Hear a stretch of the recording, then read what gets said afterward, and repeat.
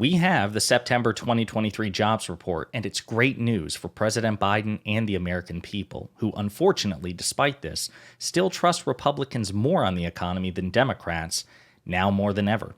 But before we unpack all that, if you haven't yet, please hit that like, subscribe, and the alert bell. Maybe check out my Patreon. I'd appreciate the support. All right, folks, as we often do when these great jobs reports come in, I want to start with the Fox Propaganda Network because it's always fun to watch them react to positive economic news under a Democrat. All right, back with a Fox Business Alert. The September jobs report just released. It shows the U.S. adding 336,000 jobs. That is a big number. That's 166,000 more than economists were expecting. The unemployment rate now at 3.8%, which is the same as August. That is higher than the forecast of 3.7%. So a blowout number when it comes to jobs. All right. So that was Steve Doocy of the Fox Propaganda Network, Peter Doocy's father. And yeah, it's phenomenal news. So a strong jobs report has been a recurring staple of the Biden administration. They've either met or exceeded expectations far more often than not. And as far as the unemployment rate, it's still extremely low, 3.8%. I think this is the longest stretch it's been under 4% in the past 80 years or something like that. So it's phenomenal news. But as I discuss on an article that I wrote on Luke Beasley's website, lukebeasleyshow.com/news, there is some context here because while this is phenomenal news for the Biden administration, right, that we're seeing, again, another great jobs report under their administration, there is some sobering context to this. But just to be very clear, there have been nearly 14 million jobs created since President Biden was inaugurated, which is unmatched for a first-term president. It's extraordinary.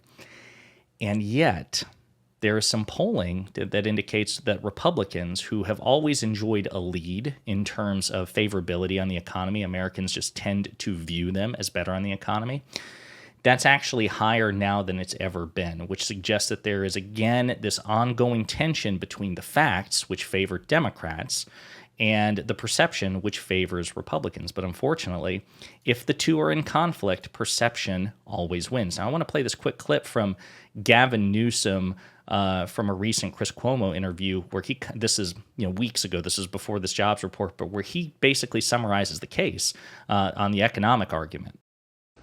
Since 1989, people forget this. I can't even believe we're having a debate about the economy and jobs. Since 1989 and the end of the Cold War, there's been 49 million American jobs created, 47 million of them created in Democratic administrations.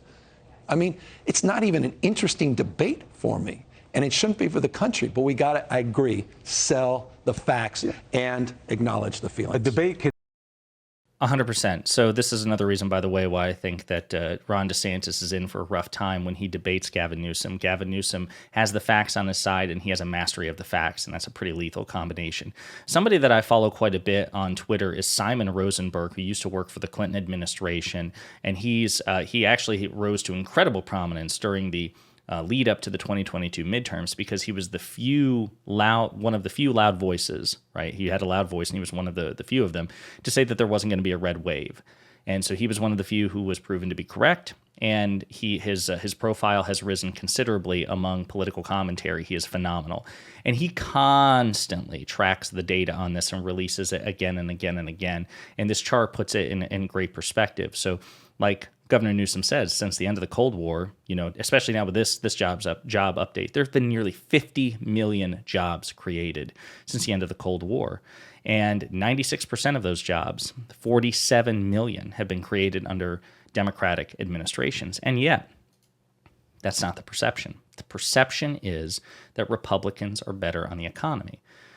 Again, facts don't speak for themselves. They don't. Right? They really don't. This idea that we have the facts on our side only matters in as much as we're able to successfully communicate and convey those facts to other people. Again, there's that great quote, I think it's attributed to Mark Twain, that, a lie, crosses the world or passes around the world twice in the time it takes for the truth to lace up its shoes. There is some truth to that, right? Democrats have to straddle this line where we have to brag about the accomplishments. Listen, your vote matters because there have been meaningful economic gains, positive economic gains, which are part of a broader trend under Democratic administrations.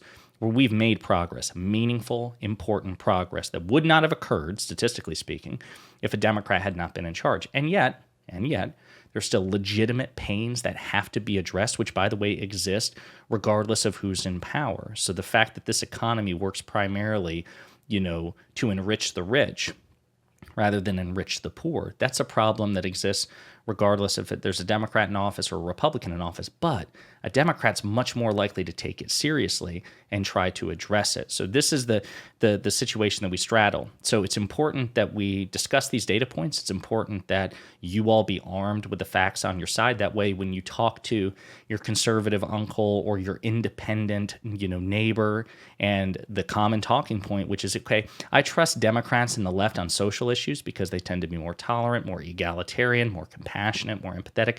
But if I really want a good economy, I'm just going to vote Republican. That's really where the strength of my wallet lies. You can say, actually, no, that's not true based on most key macroeconomic metrics, of which jobs is probably the most important, maybe with the exception of GDP.